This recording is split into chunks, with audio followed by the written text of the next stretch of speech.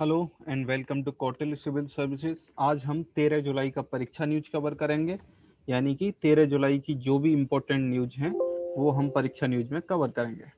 सबसे पहले राष्ट्रीय करंट अफेयर में क्या क्या इम्पोर्टेंट है। गृह मंत्री अमित शाह ने अहमदाबाद में राष्ट्रीय फॉरेंसिक विज्ञान विश्वविद्यालय, नोट करने वाली बात है, नेशनल फॉरेंसिक साइंस यूनिवर्सिटी कहाँ पे बन रही है, अहमदाबाद में, और वहाँ पर नारकोटिक्स और साइकोट्रोपिक पदार्थों के अनुसंधान और विश्लेषण के लिए उत्कृष्टता केंद्र का उद्घाटन किया है। यानी नेशनल फॉरेंसिक साइंस यूनिवर्सिटी जो कि अहमदाबाद में है, वहाँ पर एक नया डिपार्टमेंट खोला गया है जिसमें किस चीज़ की रिसर्च होगी, नारकोटिक्स और साइकोट्रोपिक पदार्थ। साइकोट्रोपिक पदार्थ भी वही होते हैं जो कि ह्यूमन का जो नर्वस सिस्टम है उसको ब्लॉक कर देते हैं, है ना। जो कि नशे संबंधी जो दवाएं होती हैं, जब ऐसी दवा देनी होती है मरीज को कि वो बेहोश हो जाए, तो उन्हीं दवाओं को कहा जाता है साइकोट्रोपिक दवा। अगला है बांग्लादेश के पहले राष्ट्रपति शेख मुजीबुर रहमान। पता है आपको कि शेख मुजीबुर रहमान पहले राष्ट्रपति थे और उनको बंग बंधु भी कहा जाता है। तो उनको श्रद्धांजलि के रूप में डीयू में, यानी दिल्ली विश्वविद्यालय में, बंग बंधु चेयर स्थापित करने के लिए ICCR, Indian council for cultural relations, और डीयू के बीच समझौता ज्ञापन पर हस्ताक्षर किए गए हैं। आईसीसीआर भारत सरकार का ही एक क्या है, कल्चरल रिलेशन को बढ़ावा देने के लिए एक ऑर्गेनाइजेशन है ना, एक विभाग है, आप ऐसे समझिए इसको, जो कि देश विदेश में भारत और बाकी देशों की कल्चर के बीच में एक कोऑर्डिनेशन स्थापित करता है। तो ये डीयू और आईसीसीआर ने मिलकर एक चेयर स्थापित करी है, यानी इन पर रिसर्च होगी। चेयर का काम यही है ना, कि शेख मुजीबुर रहमान के बारे में पढ़ाया जाएगा, कुछ नया कोर्स लेके आया जाएगा, यही सब किया जाएगा। अगला, नितिन गडकरी ने मणिपुर में 16 राजमार्ग परियोजनाओं का उद्घाटन और शिलान्यास किया। तो नॉर्थ ईस्ट में जब भी कोई डेवलपमेंट होता है तो हमें पता होना चाहिए ना, क्योंकि वहां से प्रश्न बनते हैं। क्योंकि बाकी जगह डेवलपमेंट हो रहा है, ठीक है, वो कॉमन चीज है, हालांकि वो भी पता तो होना ही चाहिए, लेकिन नॉर्थ ईस्ट में अगर छोटी भी कोई हरकत हो रही है तो वो आपके लिए इम्पोर्टेंट बन जाती है ना। तो 16 राजमार्ग परियोजनाओं का उद्घाटन छोटी बात नहीं है। अगला, विदेश मंत्री डॉक्टर एस जयशंकर ने साइप्रस के विदेश मंत्री निकोस क्रिस्टोडोलाइड्स से वार्ता की। इनका नाम जानना कोई जरूरी नहीं है कि वहां के विदेश मंत्री कौन थे, लेकिन कहाँ यात्रा पर गए हमारे प्रधानमंत्री, कहाँ यात्रा पर गए हमारे राष्ट्रपति, कहाँ यात्रा पर गए हमारे विदेश मंत्री, कहाँ यात्रा पर गए हमारे रक्षा मंत्री, ये आपको पता होना चाहिए। तो साइप्रस गए, है ना, लगातार वो घूम रहे हैं, रूस भी गए थे और फिर उसके बाद जॉर्जिया भी गए थे, और अब वो साइप्रस गए हैं। कहाँ है ये साइप्रस, मेडिटेरेनियन सी के बीच में एक छोटा सा आइलैंड कंट्री है ये साइप्रस। अगला है आर्थिकी में कुछ खबरें। खुदरा निवेशकों को खुदरा प्रत्यक्ष योजना के तहत केंद्रीय बैंक में गिल्ट खाते खोलने की अनुमति देगा आरबीआई। तो आरबीआई की नई योजना है खुदरा प्रत्यक्ष योजना, है ना। तो बस इतना पता होना चाहिए कि खुदरा प्रत्यक्ष योजना किसने शुरू करी है, आरबीआई ने, ठीक है। काम क्या है इसका, अगर ज्यादा से ज्यादा इतना भी पूछ ले, वैसे कहीं पूछे जाने की पॉसिबिलिटी बनती नहीं, अगर पूछ भी ले तो काम क्या है खुदरा प्रत्यक्ष योजना का, कि आप आरबीआई के अंदर गिल्ट खाता खोल सकते हैं। अब ये सारे बेसिक टर्मिनोलॉजी जो हैं ये आपको अपने स्टैटिक पोर्शन में पढ़नी ही पड़ेंगी। गिल्ट क्या होता है, खुदरा निवेशक क्या होते हैं, है ना। इसके अलावा आर्थिकी में बड़ी खबर, एपीडा। एपीडा का मतलब कृषि और प्रसंस्कृत खाद्य उत्पाद निर्यात विकास प्राधिकरण, यानी कि एग्रीकल्चर एंड प्रोसेस्ड। प्रसंस्कृत का मतलब क्या होता है, प्रसंस्कृत का मतलब होता है प्रोसेस्ड, और खाद्य उत्पाद यानी फूड प्रोडक्ट्स निर्यात विकास प्राधिकरण, यानी एक्सपोर्ट डेवलपमेंट अथॉरिटी। तो फुल फॉर्म क्या हो गई एपीडा की, एपीडा की फुल फॉर्म हो गई कृषि और प्रसंस्कृत खाद्य उत्पाद निर्यात विकास प्राधिकरण, agricultural and processed food products export development authority. किसके अंदर आता है ये भी पता होना चाहिए, ये आता है आपका ministry of commerce and industry. ये एग्रीकल्चर मिनिस्ट्री के अंडर में नहीं आता, ध्यान रखना। ना ये फूड प्रोसेसिंग मिनिस्ट्री के अंडर में आता है, ये आता है ministry of commerce and industry. ठीक है जी। चलिए, तो इसने एपिडा ने किसान सहकारी समितियों और एफपीओ किसान उत्पाद संगठन के निर्यात लिंकेज को मजबूत करने के लिए नेफेड के साथ समझौता ज्ञापन पर हस्ताक्षर किए हैं। नेफेड का मतलब है national agricultural cooperative marketing federation of India limited. इसके अलावा नेपाल ने 679 megawatt lower Arun electric hydel परियोजना के लिए भारत सरकार के सतलुज जल विद्युत निगम के साथ समझौता किया है। सीपीआई मुद्रास्फीति जून में घट चुकी है, 6.26% हो गई है। और आईआईपी एक जो सूचकांक निकालता है, कारखाना उत्पादन सूचकांक, वो जो है मई में 29.3% वो बढ़ गया है। सार्वजनिक उद्यम विभाग डिपार्टमेंट ऑफ पब्लिक एंटरप्राइजेस को वित्त मंत्रालय में स्थानांतरित कर दिया गया, फाइनेंस मिनिस्ट्री में आ चुका है। अब ये क्वेश्चन बन सकता है कि जो डीपीई है, डिपार्टमेंट ऑफ पब्लिक एंटरप्राइजेस, यानी जिसके अंडर में सारे एंटरप्राइजेस आते हैं, पब्लिक एंटरप्राइजेस जो सरकारी विभाग हैं, सरकारी कंपनियां जो हैं, वो कहाँ अब चला गया है? वो चला गया है अब फाइनेंस मिनिस्ट्री के अंदर, है ना। तो ये क्वेश्चन बनने की संभावना बहुत ज़्यादा है। तो चलते हैं नेक्स्ट।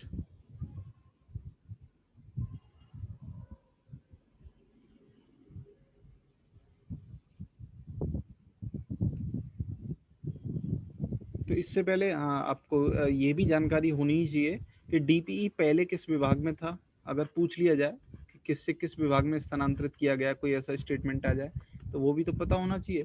तो पहले था ये ministry of heavy industries, heavy industries and पूरा नाम क्या था आगे?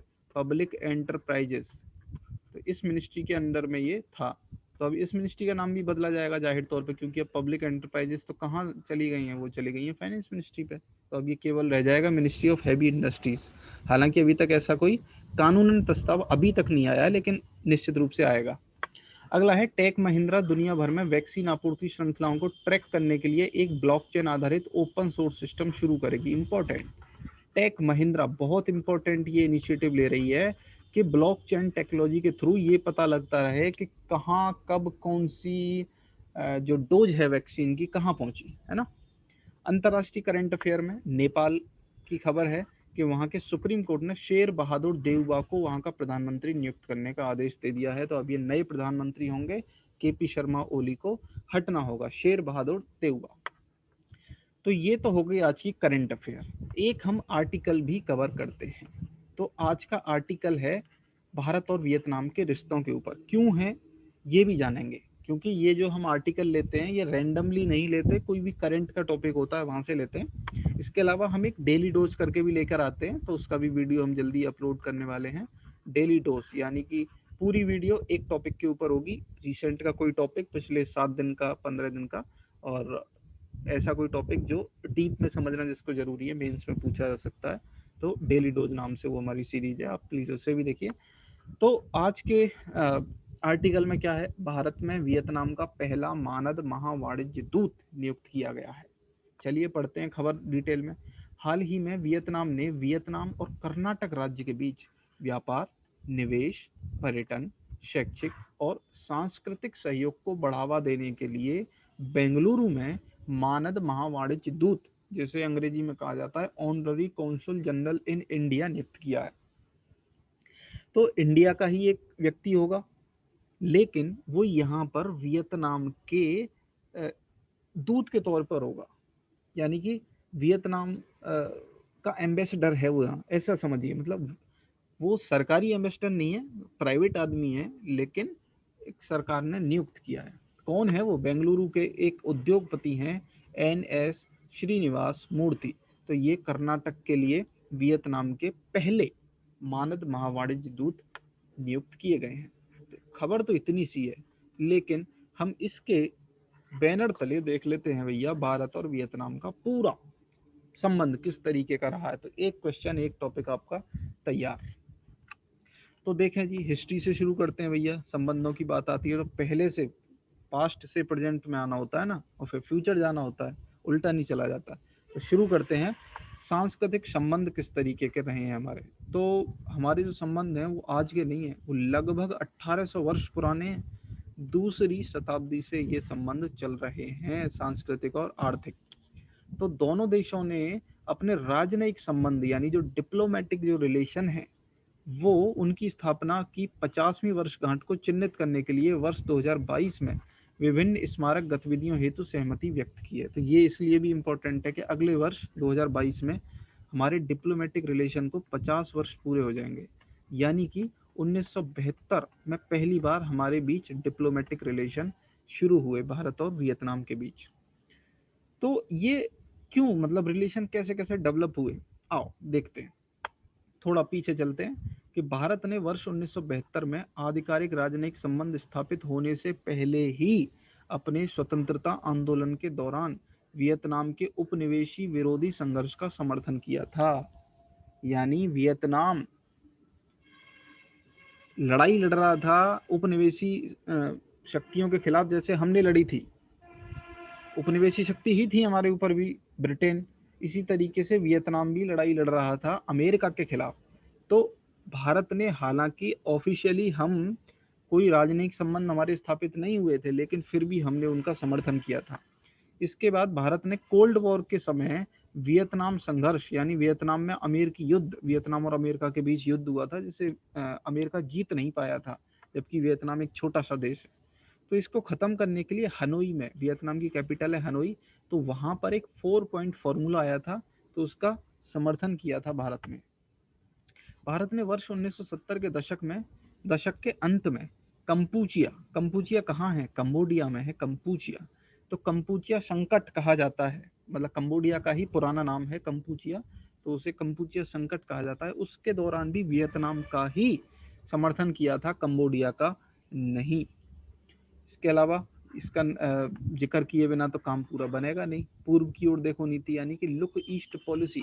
तो जब जब आपकी इंडिया और किसी भी साउथ ईस्ट एशियन नेशन के साथ रिलेशन की बात होगी तो इसके बिना तो काम पूरा आपका होगा नहीं। Act east policy, look east policy, तो एक्ट ईस्ट पॉलिसी का ही नया नाम तो लुक ईस्ट पॉलिसी है। तो ठीक है, इसके बारे में बात करनी जरूरी है कि भारत ने वर्ष 1990 के दशक में दक्षिण पूर्व एशिया और पूर्वी एशिया के साथ आर्थिक एकीकरण, पहला इकोनॉमिक इंटीग्रेशन, के हम आर्थिक रूप से एक हो जाएं, मतलब हमारे बीच में सामान की आवाजाही, ट्रेड आराम से हो पाए, जैसे यूरोप में होता है एक कंट्री से दूसरे कंट्री। तो उसके लिए और राजनयिक सहयोग के लिए लुक ईस्ट पॉलिसी की शुरुआत की थी 1990 के दशक में। ठीक है, वर्ष 2004 में लुक ईस्ट पॉलिसी का नाम बदलकर एक्ट ईस्ट पॉलिसी कर दिया गया, लेकिन अभी भी जो एम है वो यही है कि इकोनॉमिक इंटीग्रेशन हो, कम से कम टैक्सेस में एक दूसरे के यहाँ पर हम इंपोर्ट एक्सपोर्ट कर पाए, है ना। इसके अलावा राजनयिक सहयोग कहीं जरूरत पड़े तो वो भी जरूरी है। अगला क्या है, व्यापक रणनीतिक साझेदारी, बहुत जरूरी है इस समय पे वियतनाम हमारे लिए। 21वीं सदी की नई सुरक्षा चुनौतियों को देखते हुए वर्ष 2016 में रणनीतिक साझेदारी को व्यापक रणनीतिक साझेदारी यानी कॉम्प्रिहेंसिव स्ट्रेटेजिक पार्टनरशिप तक बढ़ा दिया गया है। अब सिर्फ स्ट्रेटेजिक पार्टनर नहीं है, कॉम्प्रिहेंसिव स्ट्रेटेजिक पार्टनर हैं। रक्षा सहयोग में देखो बहुत इंपॉर्टेंट न्यूज है कि वियतनाम को सैन्य उपकरणों की बिक्री, 4 बड़े गश्ती जहाज और कम दूरी की क्रूज मिसाइल ब्रह्मोस के लिए बातचीत चल रही है, अभी हम देने वाले हैं। वियतनाम के सशस्त्र बलों को सैन्य उपकरणों में प्रशिक्षण भी देंगे, इसमें किलो श्रेणी की सबमरीन और सुखोई एयरक्राफ्ट शामिल है। सैन्य अभ्यास भी हमारे बीच में होते हैं, विंडबैक्स और इन वीपीएन बिलाती, कुछ इस तरीके के।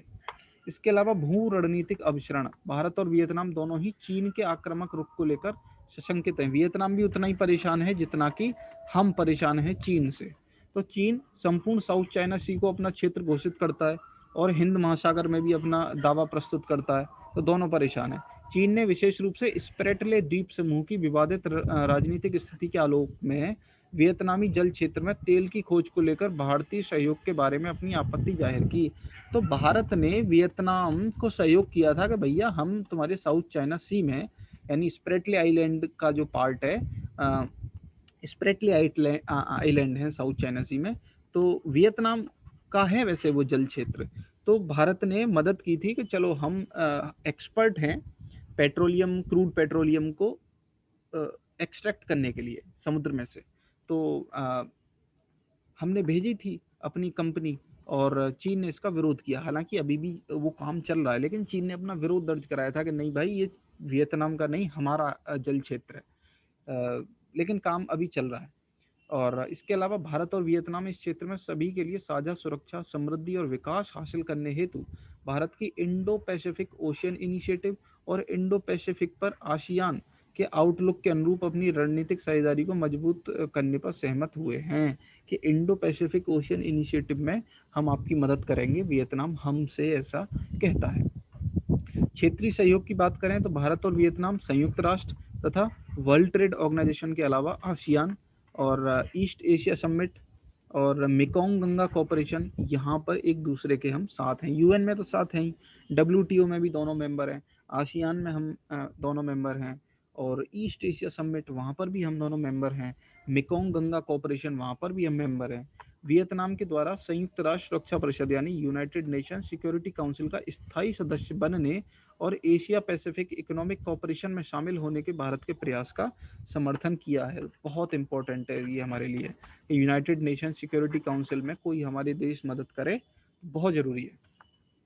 चीन ही अड़ंगा लगा रहा है वहां पर भी, है ना, तो वियतनाम हमारे साथ में खड़ा हुआ है। आर्थिक सहयोग की बात करें तो पारस्परिक लाभ हेतु व्यापार और आर्थिक संबंध, जिनमें विशेष रूप से ASEAN India free trade agreement पर हस्ताक्षर किए जाने के बाद के वर्षों में काफी सुधार देखा गया है। भारत वियतनाम में क्विक इम्पैक्ट प्रोजेक्ट, वियतनाम के मेकोंग डेल्टा क्षेत्र में जल संसाधन प्रबंधन, सस्टेनेबल डेवलपमेंट गोल तथा डिजिटल कनेक्टिविटी के माध्यम से विकास और क्षमता निर्माण के सहयोग में लगा हुआ है। आगे क्या होना चाहिए? देखो, सहयोग होना चाहिए वैश्विक स्तर पर, क्षेत्रीय स्तर पर, आर्थिक मोर्चे पर, रक्षा सौदों में भी तेजी लानी चाहिए। तो भारत प्रशांत क्षेत्र में रणनीतिक चुनौतियों को ध्यान में रखते हुए मुख्य रूप से चीन, भारत और वियतनाम द्वारा पेश की गई चुनौतियों के संबंध में यूनाइटेड नेशन सिक्योरिटी काउंसिल जैसे बहुपक्षीय संस्थानों को घनिष्ठ समन्वय के साथ काम करना चाहिए। जहां 2021 में भारत और वियतनाम दोनों अस्थायी रूप से चुने गए हैं। तो यूनाइटेड नेशन सिक्योरिटी काउंसिल के दोनों फिलहाल 2 वर्ष के लिए अस्थायी मेंबर हैं। ठीक है, जनवरी में ही भारत को चुना गया था, तो साथ में वियतनाम को भी चुना गया है। क्षेत्रीय स्तर की बात करें तो आसियान में वियतनाम की भूमिका भारत और आसियान के लिए क्षेत्रीय सुरक्षा मुद्दों द्वारा अधिक सहयोग को आसान बना सकती है ना। आर्थिक मोर्चे की बात करें तो आरसीईपी में हम तो शामिल हुए नहीं है। देखो, चीन चाह रहा था कि हम शामिल हों, लेकिन हम शामिल नहीं हुए, लेकिन वियतनाम शामिल हुआ है। तो कहीं ऐसा ना हो कि आरसीईपी की वजह से हमारे ट्रेड में कमी आ जाए, तो उसका हमें ध्यान रखना होगा। रक्षा सौदों में भी तेजी आनी चाहिए। जैसे ब्रह्मोस देने की बात हो रही है, तो हमें उन सौदों को धरातल पर लाना चाहिए। गलवान घाटी संघर्ष और चीन का वर्ष 1982 के समुद्र के कानून पर संयुक्त राष्ट्र अभिसमय के प्रति अनादरपूर्ण व्यवहार भारत के लिए अधिक महत्वपूर्ण है। तो ये था भारत वियतनाम, जो पूरा अब तक की हमारी हिस्ट्री रही है संबंधों की, और इसके अलावा आज का करंट अफेयर। उम्मीद है आपको ये लेक्चर अच्छा लगा होगा। Thanks for watching.